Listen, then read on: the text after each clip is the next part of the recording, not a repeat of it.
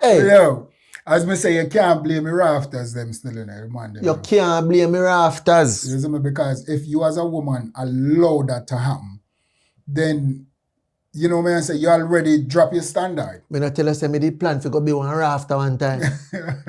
Listen, let me show you this.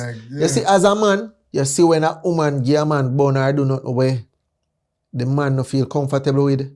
Say a woman go out there and she give away front. And you a get you, you know.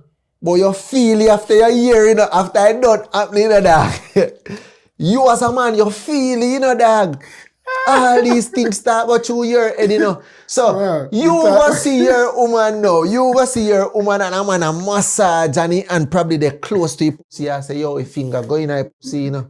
But what if, all right, so let me ask you a question. Let me ask you a question. Zin, what if your woman went down to Jamaica without you and then you end up seeing it on a video?